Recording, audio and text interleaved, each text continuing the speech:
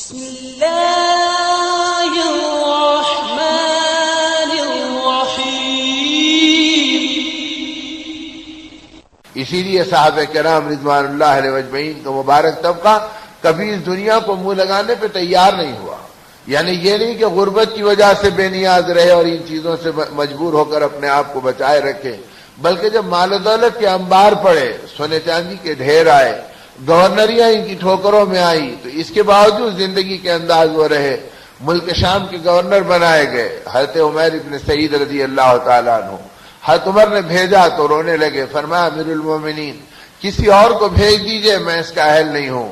فرمایا کہ تم تو یہی کہتے رہو کہ تم اہل نہیں ہے، لیکن ہماری نگاہ میں تم ہی اس کے اہل ہیں، جاؤ اور ملک شام کو سنبھالو۔ اب ملک شام گئے تو اپنی زندگی کے اندر اتنے محتاط اور اتنی اپنی زندگی کو بچا بچا کے گزارا کہ ہر چیز کی اطلاع دیتے اور ہر چیز کے بارے میں اللہ سے ڈرتے، بیت المال سے ایک حب سیاہ لینے سے گھبراتے، درخت کے سائے میں اپنی رات گزار لیتے۔ لوگ کہتے کہ آپ ہمارے امیر ہیں اور ملک شام کا اللہ نے آپ کو گورنر بنایا ہے، رہنے کے لیے کوئی کمرہ بنا لیتے، کوئی مکان بنا لیتے۔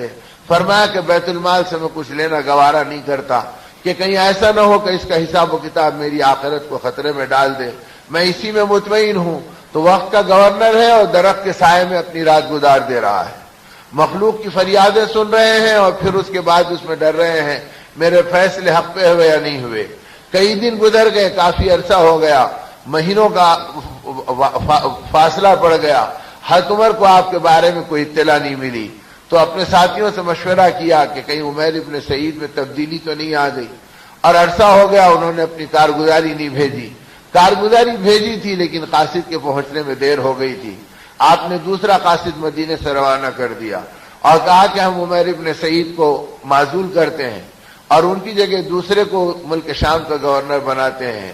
اب اس حمص کے علاقے کا گورنر کسی اور کو بنا دیا، اور حمص کے علاقے کے جو گورنر حضرت عمر ابن سعید تھے ان کو واپس لوٹنے کا حکم دے دیا۔ اب اندازہ کر رہے ہیں کہ اتنے دن میں آنا چاہیے، وہ دن گزر گئے، ہفتہ گزرا، عشرہ گزرا، 15 دن گزر گئے، مہینہ گزر گیا۔ حضرت عمر کو طرح طرح کے خیال آ رہے کہ یہ کہیں حمص میں بغاوت تو نہیں کر دی، انہوں نے میری بات کی نافرمانی تو نہیں کی، نہ آنے کی اطلاع ہے نہ پہنچنے کی کوئی خبر دیتا ہے۔ 1.5 مہینے کا عرصہ گزر گیا۔ اب یہ سوچ میں پڑے ہیں، اتنے میں کسی نے کہا امیر المومنین عمر ابن سعید آ گئے اور سیدھے آپ کی خدمت میں پہنچ رہے ہیں۔ فرمایا بلاؤ بلاؤ۔ جب آئے تو فرمایا کہ اتنی طویل عرصے تک تمہارا انتظار کرنا پڑا، تم کہاں چلے گئے تھے، کدھر کھو گئے تھے؟ کیا میرا وقت پہ قاصد نہیں ملا، پیغام نہیں ملا؟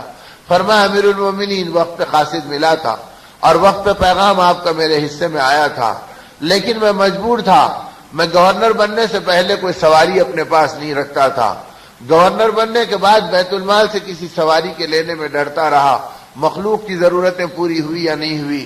اگر میں سواری لے کے راحت پاتا رہا اور اللہ کی مخلوق اگر پریشان رہی اور اللہ پوچھے کہ تم نے دوسروں کا خیال نہیں کیا، اپنا خیال کر لیا، تو میری آخرت کا کیا بنے گا؟ اس ڈر سے میں نے نہ کوئی اونٹ رکھا، نہ کوئی گھوڑا لیا، نہ کوئی خچر لیا۔ جب آپ کی طرف سے پیغام معزولی آیا تو میں نے سفر کا ارادہ کیا، تو میں حمص سے پیدل چلے آ رہا ہوں اور مدینے کو پیدل پہنچا ہوں۔ وقت کا گورنر ہے اور کسی سواری کا اختیار نہیں ہے۔ کہا اس میں تاخیر ہو گئی اور آنے میں مجھے دیر ہوئی۔ حضرت عمر رو پڑے اور فرمایا اے اللہ تو نے کیسے اپنے نبی کے امتی دیے جو آخرت سے اتنا ڈرتے ہیں اور تقوی میں اتنا اپنی زندگی کو گزارتے ہیں۔ اب یہ مہینہ تو اسی احتیاط کے لیے ملا تھا کہ اپنی زندگی کو محتاط بناؤ اور اپنی زندگی کی تربیت کا سامان کرو، لعلکم تتقون، تاکہ تم متقی بن جاؤ۔ اب یہ تقوی جو زندگی میں آیا تھا تو یہ رمضان کا نمونہ نہیں تھا کہ ماہ رمضان گزر جائے اور مسجدیں ماتم کریں، صفیں ویران ہو جائیں، زندگی کے انداز پھر بدل جائیں، دنیا ہی مسلمان کے نزدیک سب کچھ ہو جائے، خواہشات کے باطل کلموں میں رات دن گزر جائے اور دنیا پہ رال ٹپکاتے ٹپکاتے دل سیاہ بن جائے۔ میرے دوستو یہ مزاج سے امت کو ہٹانے کے لیے ماہ مبارک کی تربیت دی گئی اور ماہ قرآن کے آئینے میں زندگی کو دیکھنے کی دعوت دی گئی اور اس میں ہماری تربیت کا سامان کرایا گیا۔ اب یہ تربیت جب امت میں صحابہ میں آئی، اتقیاء میں آئی، تو ان کی زندگی میں فکر آخرت رات دن صبح شام ہر جگہ تھی۔ اسی لیے حضرت حسن بصری رضی اللہ عنہ نے فرمایا اے لوگوں میں 120 صحابہ سے زیادہ کی صحبتوں میں رہا اور زندگی کا سارا حصہ انہی کے ساتھ گزرا۔ حضرت علی سے براہ راست فیض یاب ہوئے اور فرمایا میں تم سے قسم کھا کے کہتا ہوں اتنی بڑی تعداد صحابہ کی میں نے دیکھی ہے اور ان کی صحبتوں میں اپنی زندگی کو گزارا ہے، لیکن ان میں سے ایک کو بھی میں نے آخرت کے بارے میں بے فکر نہیں پایا۔ یہ ہمیشہ ڈرتے تھے کہ ہمارے خاتمے کا کیا ہوگا، یہ فکر مند رہتے تھے کہ اللہ ہم سے راضی ہے یا ناراض ہے، نہ اپنے اعمال پہ مطمئن تھے نہ اپنے کارناموں پہ مطمئن تھے۔ اور دنیا کے بارے میں فرمایا کہ اتنی بڑی تعداد کے ساتھ میں رہا، ان میں سے ایک کو دنیا کے بارے میں فکر مند نہیں پایا، ہمیشہ اللہ کی ذات پہ متوکل، جو مل گیا اس پہ مطمئن، جو آ گیا اس کو اللہ کی مخلوق میں بانٹنے کے لیے بے چین اور ضرورت مندوں پہ خرچ کرنے کے ذوق میں اپنی زندگی کو گزارتے رہے۔ میں تو ان کو اس حالت کے اندر پایا کہ دنیا کے بارے میں مطمئن پایا اور آخرت کے بارے میں فکر مند پایا۔ اور ہمارا حال کیا کہ آخرت کے بارے میں ہم مطمئن ہیں، سب رمضان گزر گیا الحمدللہ، قرآن سن لیا الحمدللہ، روزے رکھ لیے الحمدللہ، اب یہ اطمینان آگے کے اعمال کی ترقی سے بے خبر کر دیا، ایمان کی محنتوں سے بے فکر کر دیا، نبی کریم صلی اللہ علیہ وسلم کی ارمانوں سے آدمی کی زندگی کو اوجھل کر دیا۔ اب آقا کی ارمانیں کیا تھی، گھرانے نبوت کی فکریں کیا تھی، صحابہ کس میدان میں بے چین تھے، ان کی جان کہاں لگی، ان کا مال کس میدان میں لگا، ایمان والوں کے لیے انہوں نے کیا مشعل راہ چھوڑی، ان چیزوں سے ہم بالکل بے خبر ہو گئے اور ہماری زندگیاں دنیا کے بارے میں فکر مند ہو گئی، ہمارے کھانے کا، ہمارے پہننے کا۔ اللہ کے نبی صاحب نے تو امت کو مطمئن کر دیا تھا، من رضی بالقلیل من المال رضی اللہ سبحانہ وتعالی بالقلیل من الاعمال، او کما قال علیہ الصلوۃ والسلام۔ آپ نے امت کو یہ ذوق دیا کہ اے لوگوں، جو دنیا میں تھوڑے مال پر اللہ سے راضی ہو جائیں گے، اللہ قیامت کے دن تھوڑے اعمال پر اس سے راضی ہو جائیں گے۔ تو صحابہ کی عید ہو گئی تھی کہ زندگی مختصر ہو، تو چلو اسباب زندگی مختصر ہے، آخرت ہلکی پھلکی ہو جائے گی، حساب و کتاب سے آدمی کی زندگی کو چھٹی مل جائے گی اور آخرت کا مسئلہ چٹکیوں میں حل ہو جائے گا۔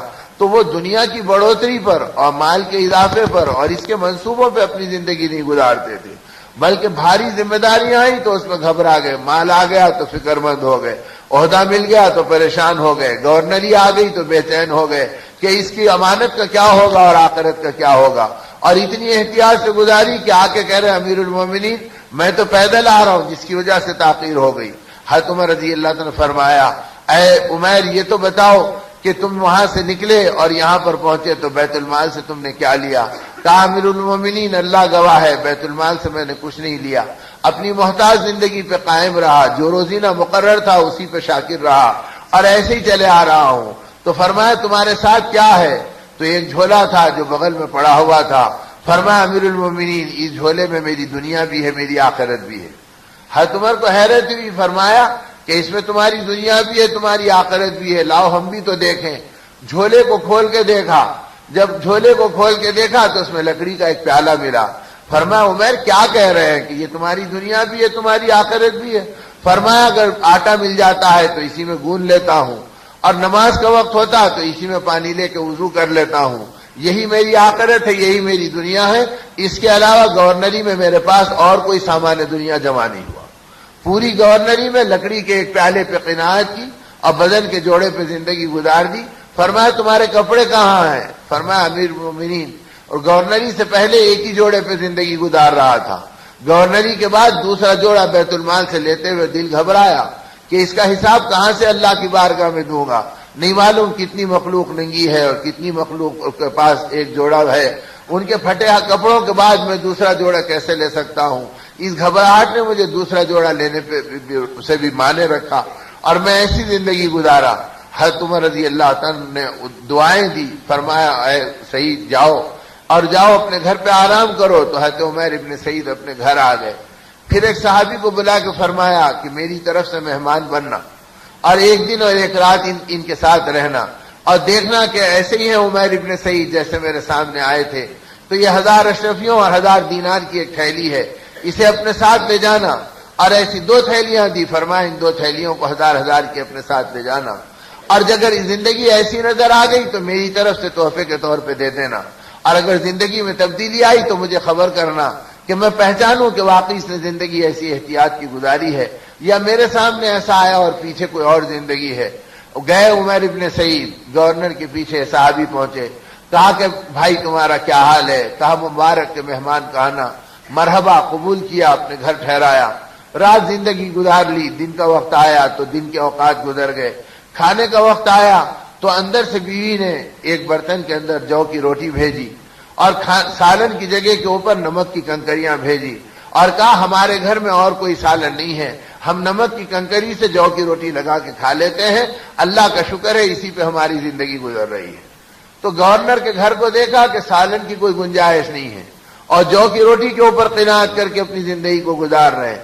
جب دن بھر یہ حال دیکھا تو رات میں رو پڑے اور فرمایا اے عمیر، اللہ تمہارے حال پہ رحم کرے، تم نے دنیا سے کوئی جی لگانے کا تعلق ہی نہیں جوڑا، اس سے کسی رشتے کو اپنے ساتھ محبت کے بنایا ہی نہیں۔ لو امیر المومنین نے مجھے بھیجا تھا، میں مہمان بننے کے لیے نہیں آیا، میں تمہارے حال دیکھنے کے لیے آیا، اور ان 2000 اشرفیوں کی دونوں تھیلیوں کو رکھو، اور امیر المومنین نے ان 2000 دینار کو تمہیں تحفے کے طور پہ دیا۔ فرمایا اسے دیکھ کے کانپنے لگے اور فرمایا ارے اس دنیا کو لے کے کیا کروں گا، میرے گھر میں ابھی 3.5 سیر جو پڑی ہے، وہ پہلے ختم ہوگی یا زندگی پہلے ختم ہوگی میں نہیں جانتا، اگر زندگی اس جو کے ختم ہونے سے پہلے ختم ہو گئی اور یہ دنیا میرے گھر میں پڑے رہی تو مجھے اللہ کے سامنے شرمندگی ہوگی کہ تم میرے محبت کا دم بھرتے تھے اور اپنے گھر میں دنیا چھوڑ کر آئے، میں لینے کے لیے تیار نہیں، اسے امیر المومنین کو واپس کر دو۔ نے اصرار کیا اور کہا امیر المومنین نے بھیجا ہے اور بغیر کسی سوال کے بھیجا ہے تو لے لو، مدینے کے پریشان حال حاجت مند موجود ہیں، انہیں دے کے اپنی آخرت کا توشہ بنا لیں گے۔ تو رو کے فرمایا کوئی برتن نہیں ہے کہ جس میں اسے لے سکوں، ہمارے گھر میں 2000 اشرفی لینے کے لیے کوئی چیز نہیں ہے کہ جس کے اندر لے لوں۔ جب بیوی نے سنا تو اپنے دوپٹے کا کپڑا پھاڑا اور اوڑھنی کا ایک کپڑا پھاڑ کے دیا اور کہا امیر المومنین کا ہدیہ ہے، اس میں لے لو، اس سے ضائع مت کرو۔ تو اس اپنے بیوی کے پھٹے ہوئے کپڑے میں اس ہدیے کو قبول کیا۔ اس سارے منظر کو دیکھ کے وہ صحابی گئے اور حضرت عمر کو ساری اطلاع دی۔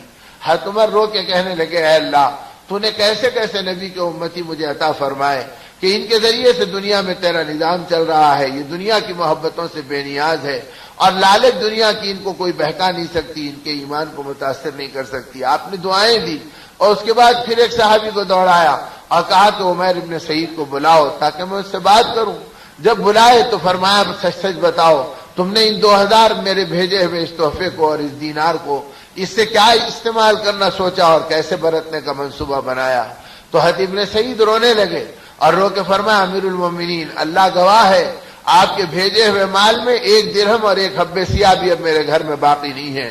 آپ کے پاس آنے سے پہلے میری بیوی نے مدینے کے ضرورت مندوں کے پتے بتا دیے، میں ان بیواؤں میں تقسیم کر دیا، ان یتیموں پہ خرچ کر دیا اور 1 حبہ سیاہ بھی باقی نہیں رکھا۔ میرے گھر میں 3.5 سیر جو پڑی ہے، وہی میری دنیا میرے لیے بہت کافی ہے، میں اسی سے گھبرا رہا ہوں، اب اس کو کہاں رکھتا تو آپ پاس آنے سے پہلے میں نے اسے تقسیم کر دیا۔ حضرت عمر اور بے قرار ہو گئے اور فرمایا اے ابن سعید، میری تمنا یہ ہے دوبارہ جا کر اس گورنری کو قبول کر لو اور جا کر پھر ہمس کے علاقے کی ذمہ داری کو سنبھال لو۔ تو حضرت ابن سعید کی چیخ نکل گئی، فرمایا کہ امیر المومنین اللہ کے لیے اب مجھے مت بھیجیے، اس گورنری نے میرے اخلاق بگاڑ دیے اور میں ڈرتا ہوں اور روز رات میں رو کر اللہ سے معافی مانگتا ہوں کہ میری آخرت کا کیا ہوگا۔ فرمایا ابن سعید کیا کہہ رہے ہیں؟ فرمایا گورنری کی اس پوری مدت میں ایک مرتبہ ایک عیسائی راہب کو جب وہ ضد پہ اڑ گیا اور اپنی بات پہ مصر ہو گیا تو میری طبیعت جھلا گئی، تو میں نے کہا خدا تجھے رسوا کرے، تو مجھے پریشان کرتا ہے۔ آج تک اپنی زبان پکڑ کر روتا ہوں اور کہتا ہوں گورنری کے نشے میں تو نے اللہ کے ایک بندے کو رسوا کرنے کے لیے کہہ دیا اور لعن طعن کیا، اگر اللہ تیرے بول پہ پکڑ کریں گے تو تیری آخرت کا کیا ہوگا؟ میں اپنے اخلاق پہ گھبرا رہا ہوں اور اپنے اعمال پہ ڈر رہا ہوں، میں دوبارہ گورنری قبول کرنے کے لیے تیار نہیں۔ حضرت عمر نے کہا جاؤ آرام کرو، پھر مشورہ کریں گے۔ حضرت ابن سعید گھر آئے آرام کی نیت سے۔ دوسرے دن حضرت عمر کو اطلاع پڑی کہ عمیر بیمار پڑ گئے تو آپ پریشان ہوئے، کہا مدینے کے اطباء کو بلاؤ، ان کا علاج کراؤ۔ 2-3 دن گزرے، معلوم ہوا کہ بیماری بڑھ گئی، یہاں تک کہ حضرت عمر بیٹھے ہیں کسی مشورے کی مہم میں لگے ہیں، اتنے میں جنازہ آیا۔ لوگوں نے کہا کہ یہ عمیر ابن سعید کا جنازہ ہے، اللہ نے ان کو اٹھا لیا۔ تو حضرت عمر کی ہچکیاں لگ گئیں اور رو پڑے، اتنے روئے کہ آپ کو دیکھ کے پوری محفل غمزدہ ہو گئی۔ ساتھیوں سے اور اہل شورا سے اپنی اپنی تمنا ظاہر کرو کہ تمہاری تمنا کیا ہے. کسی نے ایمان کے بڑھنے کی، اسلام کے پھلنے پھولنے کی، ہدایت کے عام ہونے کی، اپنے اپنے اعتبار سے ایک ایک تمنا بیان کی. تو آخر میں حضرت عمر نے فرمایا میری تمنا یہ ہے کہ عمیر ابن سعید جیسے مٹھی بھر انسان میرے ہاتھ میں ہو، میں علاقوں میں ایک ایک کو گورنر بنا کر بھیجوں اور آقا کے لائے ہوئے دین کی ترجمانی ان کے ذریعے سے کراؤں. کیسا مبارک بندہ ہمارے درمیان تھا اور یہ اٹھ گیا. آپ بے قرار غمزدہ ہوئے اور اس کے بعد ان کے دفنانے کا انتظام کیا.